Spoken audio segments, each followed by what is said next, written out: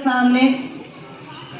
یہ جو مدارس ہیں اور مدارس کے جو کارنامے ہیں وہ میں آپ کے سامنے گوش گزار کرتا ہوں. آپ حضرات ان مدارس کے کارناموں کو سنیں اور ان کے تئیں جو الگ الگ خیال اور غلط خیال ہمارے ذہنوں میں پیدا ہو چکے ہیں انشاءاللہ ان چند باتوں سے آپ کا ذہن صاف ہو جائے گا. حضرات، جب ایک ناظم مدرسہ بے سر و سامانی کے عالم میں مذہبی علم کے خاطر ادارہ قائم کرنے کے لیے کمر بستہ ہوتا ہے تو لوگوں کے دل و دماغ میں دو طرح کے سوال پیدا ہوتے ہیں. اول یہ کہ آپ جو یہ کام کرنے جا رہے ہیں اس میں بھلا یہاں کے پڑھنے والے اسٹوڈنٹ اور طلبہ کے لیے کیا فیوچر ہے اور ان کا کیا مستقبل ہے. اور دوسرا سوال ذہن میں یہ آتا ہے کہ اس مدرسے کو اور اس ادارے کو آپ چلائیں گے کیسے. پہلے سوال کے بارے میں یہ جواب دوں کہ جو یہ مدارس ہوتے ہیں یہ انسان سازی کے کارخانے ہوتے ہیں جہاں انسانیت کو شرافت و اخلاق سے آراستہ و پیراستہ کیا جاتا ہے اور لوگوں کے ساتھ حسن سلوک اور دوسروں کے کام آنے والے بنائے جاتے ہیں. کیونکہ جس قرآن و حدیث کی تعلیم ان مدارس میں دی جاتی ہے اس قرآن کا اعلان ہے کنتم خیر امت اخرجت للناس، کہ تم لوگوں کے فائدے کے لیے پیدا کیے گئے ہو. اور ہمارے پیارے آقا جناب محمد الرسول اللہ صلی اللہ علیہ وسلم کا فرمان مبارک ہے احب للناس تحب لنفسک،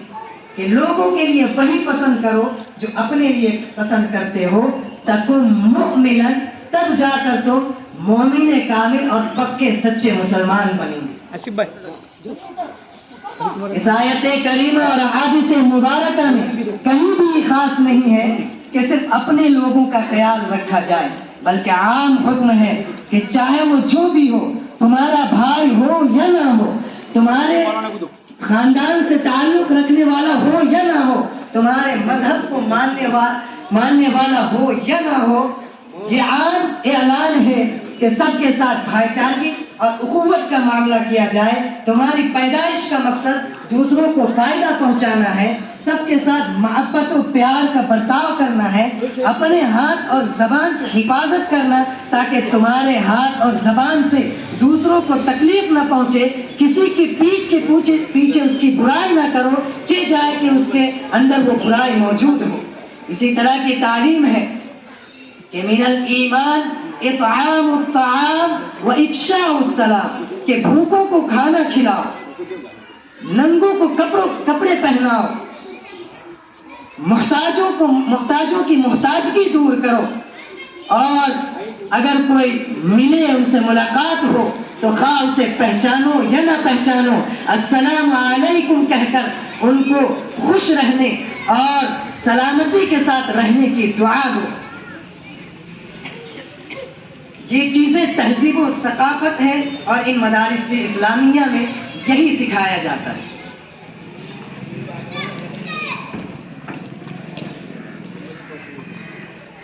دوسرا سوال میں نے یہ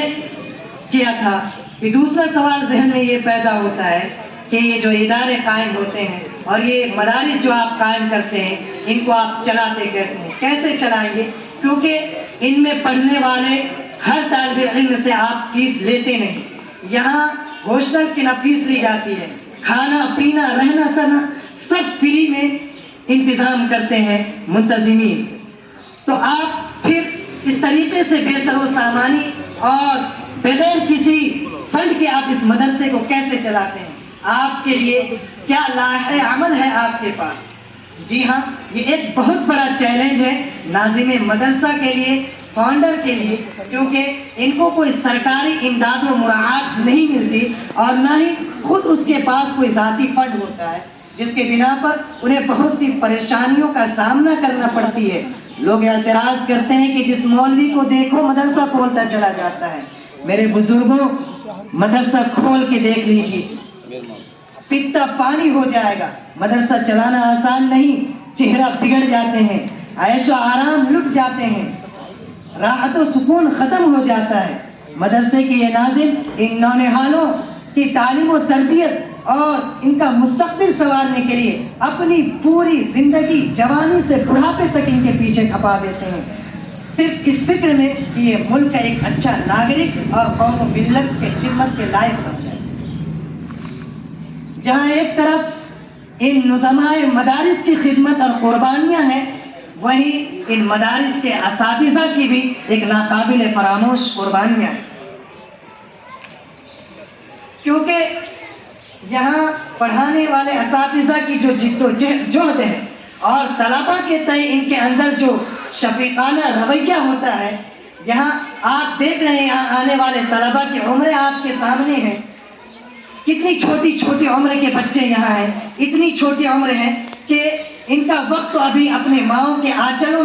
آنچلوں کے سائے رہنے کا تھا، لیکن قربان جائے ان والدین پر جنہوں نے انسان سازی کے لیے اپنے بچوں کو اپنے ملک کے اچھے ناگرک بنانے کے لیے اور ملک کے خدمت اور ملک کے کام آنے کے لیے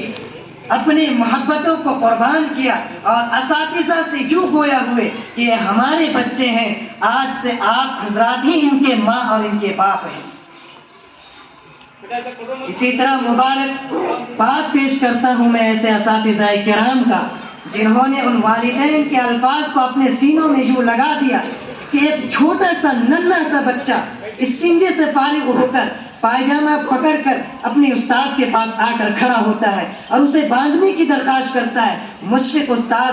محبت بھری نگاہوں سے دیکھتا ہے اور اظہار باندھ کر سر پر ہاتھ پھیر کر رخصت کرتا ہے۔ دوسری طرف ایک معلم ایک طالب علم کا خود ہاتھ پاؤں دھلاتا ہے، ان کے بال سنوارتا ہے اور ان کو باقاعدہ جس طریقے سے ایک ماں اپنے بچوں کو صبح سویرے اسکول کے لیے تیار کرتی ہے، ان کے ناشتے کا انتظام کرتی ہے اور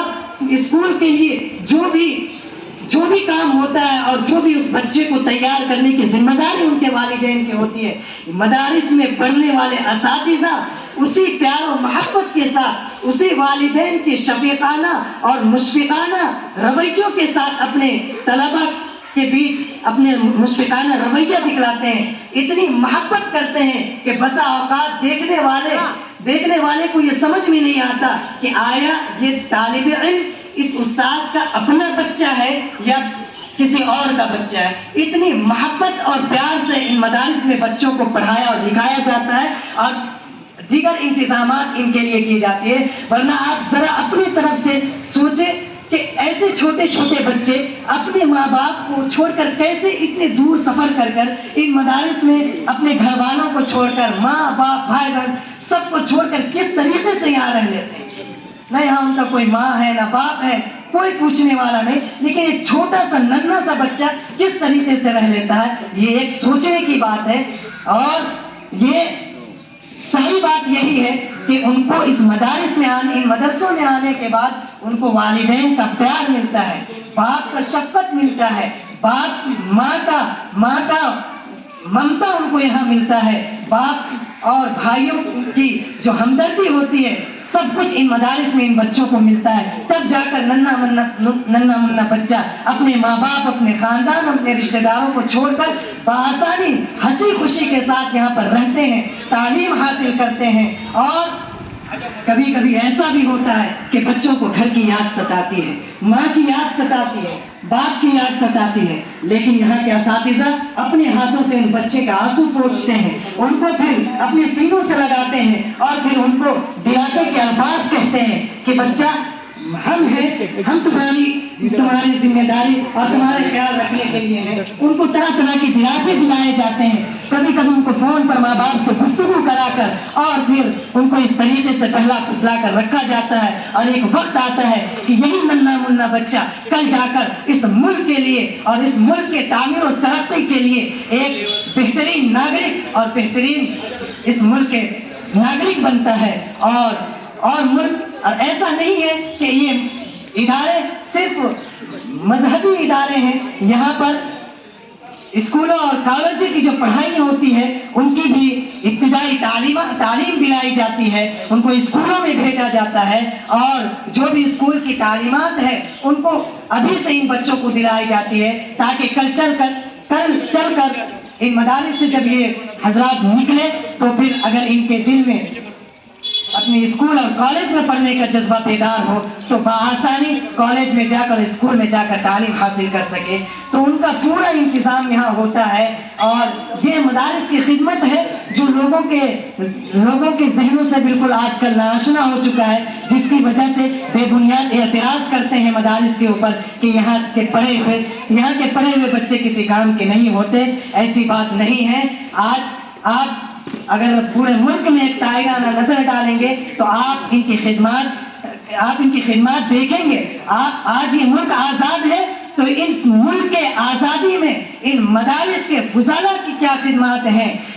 آپ تاریخ پڑھیں تو معلوم ہوگا کہ ان فضلاء کی جو خدمات ہیں ان کو فراموش نہیں کیا جا سکتا. آج پوری تاریخ ان مدارس کے فضلاء سے بھرے پڑے ہیں. آج تاریخ ہم پڑھتے نہیں ہیں, آج تاریخ ہم سنتے نہیں ہیں, آج تاریخ ہمیں بتائی نہیں جاتی. اسی وجہ سے ہم تاریخ سے ناآشنا ہیں. جو قوم اپنی تاریخ سے ناآشنا ہوتی ہے وہ قوم آئندہ مستقبل کے لیے کوئی مضبوط منصوبہ نہیں بنا سکتا ہے. اس لیے اپنے بچوں کو, اپنے نونہالوں کو اپنے بزرگوں اور پرکھوں کی تاریخ اور ہسٹری سے واقف کرائیے. ان کو اپنے بزرگوں کے واقعات اور کارنامے سنائیے تاکہ اپنے بزرگوں کے واقعات اور کارناموں کو سن کر ان کے دلوں میں بھی اس ملک کے لیے وہی جذبہ بیدار ہو جو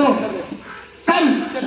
جب ہندوستان میں انگریزوں کا ناپاک سایہ پڑا تھا اور ہمارے بزرگوں اور پرکھوں نے جو قربانیاں دی تھی وہی جذبہ اگر آج بھی